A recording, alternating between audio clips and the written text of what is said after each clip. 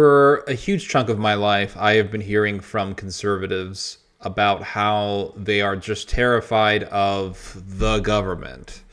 They're afraid of the government. They are afraid of the state. They are afraid of just politicians. Politicians are after them. They're evil. But I never really bought into this narrative. I never really bought into this idea because one thing that I've always been aware of is that the government is simply a reflection of the people. Government does what people want, people in the population want. And so I'm not really afraid of the government.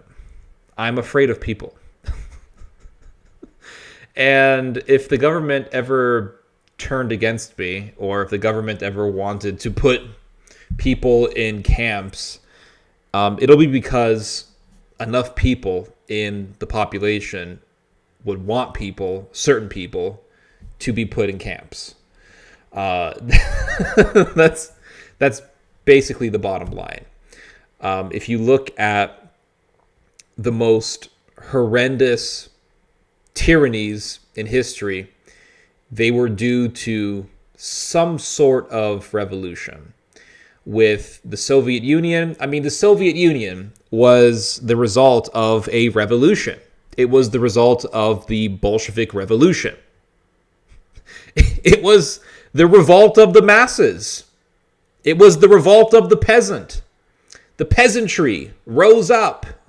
They were tired of the Tsar. So the Tsar got overthrown, and then there was some kind of government that really didn't last that long that replaced the Tsar, and the reason why it didn't last that long was because it was overthrown by the Bolsheviks. And the Bolsheviks took over, and millions of people died. With the Nazis.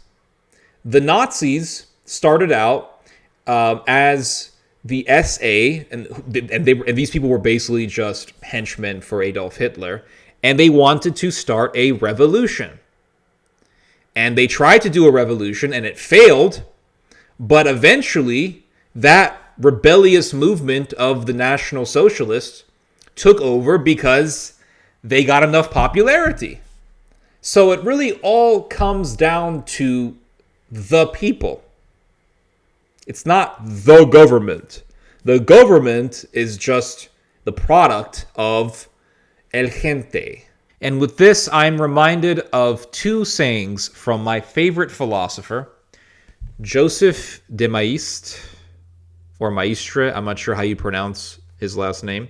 But this guy is my favorite philosopher. Out of all of the different philosophical books that I've read, Joseph de Maistre fits my philosophical worldview the most. He really does think like me when it comes to viewing the state and mobs. And Joseph de Maistre, he lived through the French Revolution. And he believed that the most dangerous thing ever is the mob. And I want to read to you guys two quotes from Joseph de Maistre. The first one says, "But of all monarchies, the hardest, most despotic, and most intolerable is King People." And there is another one that I want to read to you guys. This one says, "There is not a man who does not abuse power, and experience shows that the most abominable despots, if they manage to seize the scepter, are precisely those who rant against despotism." Basically, those who talk about tyranny, that the government is tyrannical, it's tyrannical, when they're living decent lives, those are the ones who you got to watch out for. Those are the ones who, when they take power, would be the most vicious, because they're never content, because they're living decent lives, and the fact that they are complaining indicates that they are never satisfied. And those who are never satisfied, they are the most dangerous, because they just want more. And if they get power, guess what they are going to continuously want without end? More power. Catholics like talking about Plutarcho Elias Caius and the Cristero Revolt.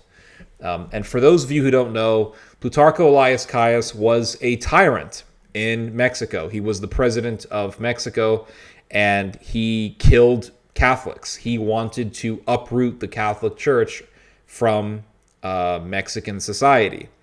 And he was a tyrant. Absolutely. He ruled the Mexican government for a very long time. Absolutely. But the reign of terror of Plutarcho Elias Caius was the product of the Mexican Revolution. Caius was a general in the Mexican Revolution. The entire thing, the entire despotism of Caius was the consequence of revolution. So it's not really governments that worry me. It's people.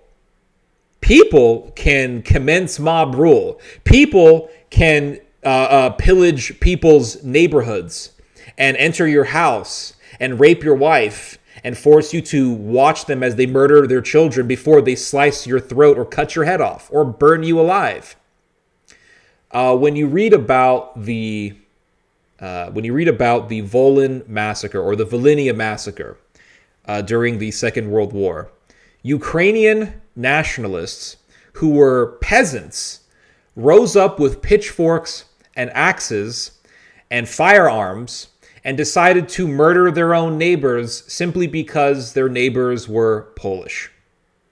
And because the Nazis were empowering Ukrainian nationalism, because they knew that they could use Ukrainian nationalism as a proxy against their arch enemy, the Poles, these nationalists took advantage of the rise of the Third Reich, and they used that as an opportunity to murder their Polish neighbors.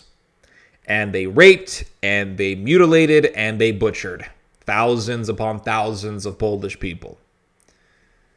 And if you listen to interviews of Polish people who survived that massacre, that butchery, they will tell you, they will say in these interviews,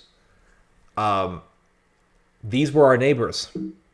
We literally never expected that these people were going to rise up to kill us. We never expected this to happen at all.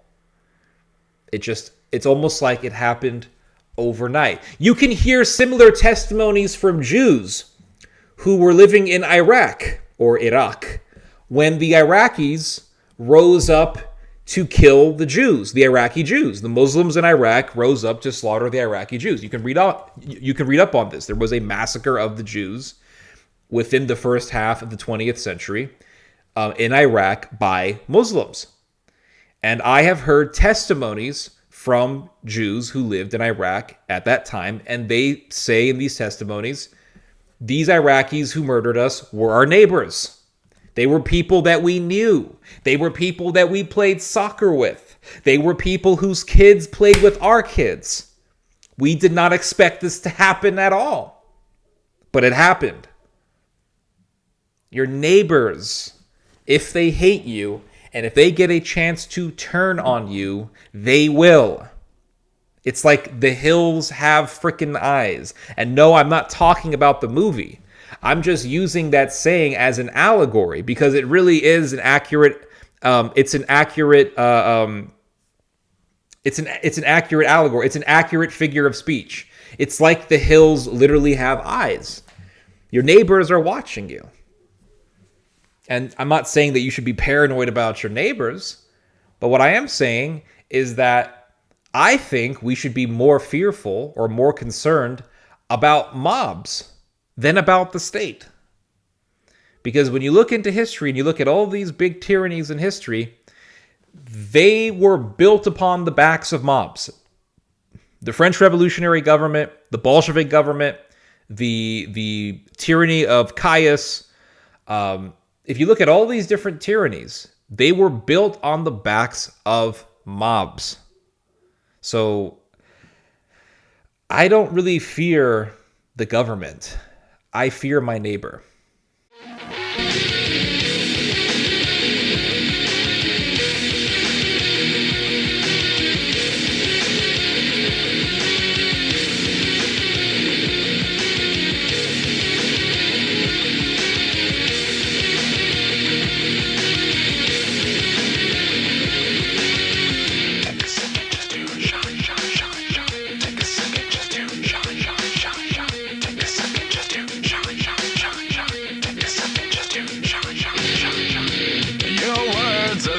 feathers thrown into the breeze, never to retrieve the effect it has on me. The things you say are like bullets that are aimed at me, overtaking me, persuading me. Take a shot and it goes right between my eyes, persuading me. Take a shot and it goes right between my eyes,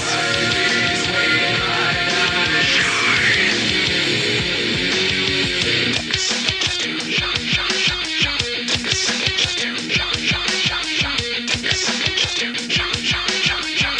Take a second just to shot, shot, shot, shot. Now you stand just above me, the portrait that you bore is what a different shade than the one before. How it all flows together as you painted line by line. You stroke a grain of time. Take a second just to shine. Take a shot and it goes right between my eyes. Just to shine. Take a shot and it goes right between my eyes.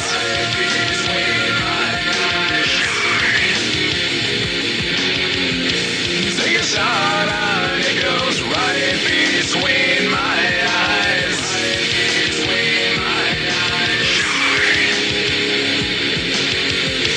Take a shot and it goes right between my eyes.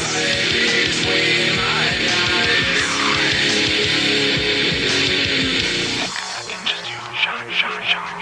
Take a second just to shot, shot, shot, shot. Take a second just to shot, shot, shot, shot. Take a second just to.